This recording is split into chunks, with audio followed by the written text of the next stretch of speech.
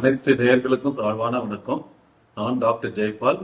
இப்போ பார்த்தோம்னா சுகர் சிறு வயதிலேயே கூட வந்துடுது, வயசாகனவங்களுக்கும் வருது, பரம ஏழையா இருக்கிறவங்களும் வருது, பணக்காரனா இருக்கிறவங்களுக்கும் வருது.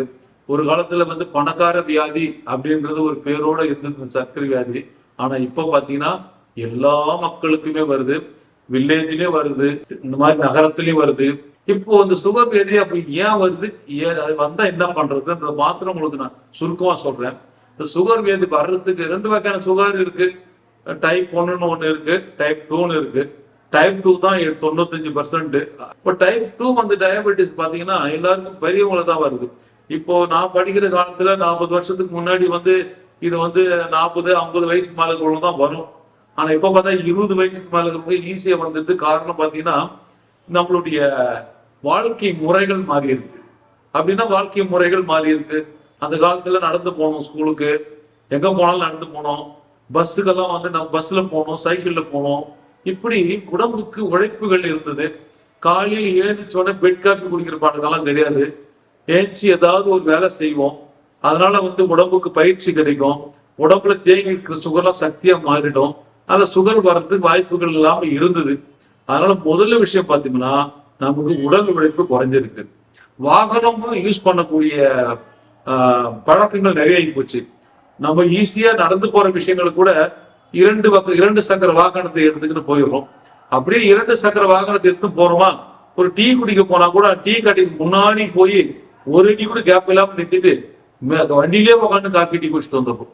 அங்க போய் நடக்கிறதுக்கு கூட நம்ம ஒரு வழி வகையை பண்றது கிடையாது. இந்த சர்க்கரைன்றது உடம்புல சாப்பிடும் போது ஏறத்தான் செய்யும். சர்க்கரை வியாதி இருக்கிறவங்க தான் சர்க்கரை ஏறும், சர்க்கரை இல்லாதவங்க தான் ஏறும். அப்போ ஏற சர்க்கரை எப்படி குறையும் அப்படின்னா, சர்க்கரை வியாதி இல்லாதவங்களுக்கு உடம்புல கடன்னு எல்லா செல்களும் சர்க்கரையை சக்தியா பயன்படுத்திக்கும். ஆனா சர்க்கரை வியாதி உள்ளவங்களுக்கு சுகர் ஏறுறது உடம்புல சக்தியா பயன்படுத்துறது தாமதமா இருக்கிறதுனால சுகர் தேங்கி போயிடும்.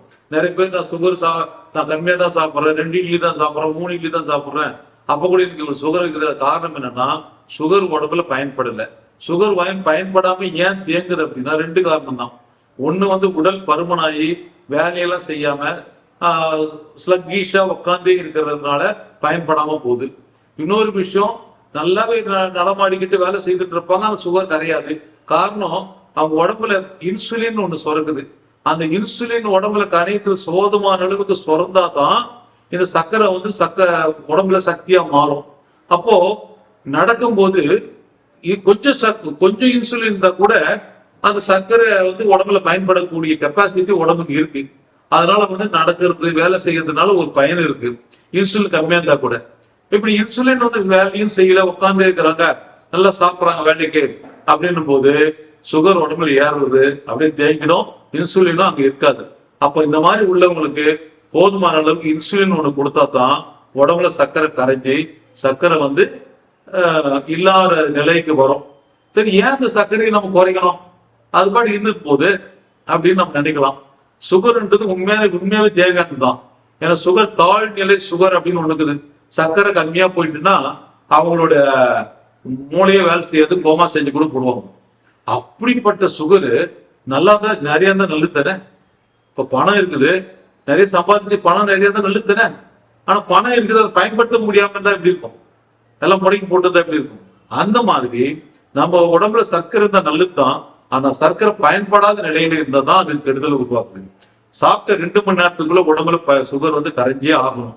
அப்படி கரையாம தேக்கமாச்சுன்னா அந்த சுகரானது கெடுதலான சுகரா மாறி உடம்புல HbA1c என்ற ஒரு நிலையை அது அதிகரிச்சு ரத்த குழாய்களை பாதிக்கக்கூடிய நோயா மாறிடுது. ஆக முதல்ல இதுக்கு இன்னொரு பேர் என்னன்னா சர்க்கரை வியாதி கிடையாது, ரத்த குழாயை பாதிக்கின்ற நோய். நம்ம உடம்புல பாத்தீங்கன்னா ரத்த குழாய்கள் விரல்கள்ல சின்ன ரத்த குழாய்கள் இருக்கும், தோல்ல சின்ன ரத்த குழாய்கள், கண்ணுல சின்ன ரத்த குழாய்கள் இருக்கும். பெரிய பெரிய ரத்த குழாய்கள் பாத்தீங்கன்னா உள்ளுக்குள்ள பெருசா இருக்கும். இந்த 2 ரத்த குழாய்களுமே பாதிக்கும். பெரிய ரத்த குழாய்கள் பாதிச்சுன்னா ஆர்த்தி பிரச்சனை வரும், மூளையில பிரச்சனைகள் வரும், காலில் பிரச்சனை வரும். ஆனா சிறிய ரத்த குழாய்கள் பாதிச்சதுன்னா கிட்னியை பாதிக்கும், கண்ணை பாதிக்கும், குடல் உறிஞ்சுற தன்மைகளை பாதிக்கும். இப்படி எங்க பாதிச்சாலும் அது எங்க பாதிக்குதுன்னா ரத்த குழாய்கள்ல போய் அது பாதிக்குது. அப்ப நம்ம சுகர் கண்ட்ரோல் பண்ணாமே ரொம்ப நாள் இருந்துட்டோம்னா நம்ம உடம்புல ரத்த குழாய்கள் பாதிக்க ஆரம்பிச்சு விடுகிறது. அந்த ரத்த குழாய்களை பாதிக்காம தடுத்தாதான் நம்ம இந்த சர்க்கரை வியாதிக்கு நம்ம ட்ரீட் பண்றது கரெக்டா இருக்குதுன்னு அர்த்தம். அப்ப பாருங்க, இந்த ட்ரீட்மெண்ட்ன்றது டாக்டர் மட்டும் வைத்தியம் பண்றதுனால மட்டும் உங்களுக்கு சரியாயிடாது. பேஷண்டா வந்துட்டா, சர்க்கரை வியாதி இருக்குன்னு தெரிஞ்சுட்டா, நீங்க இத சீரியஸா எடுத்துக்கணும். அப்பதான் இதோட ஆபத்துகள் நாம விடுபட முடியும். தேஜ் ஹாஸ்பிட்டல் அணுகுங்க, டாக்டர் ஜெயபால் பார்க்கணும்னு சொல்லுங்க.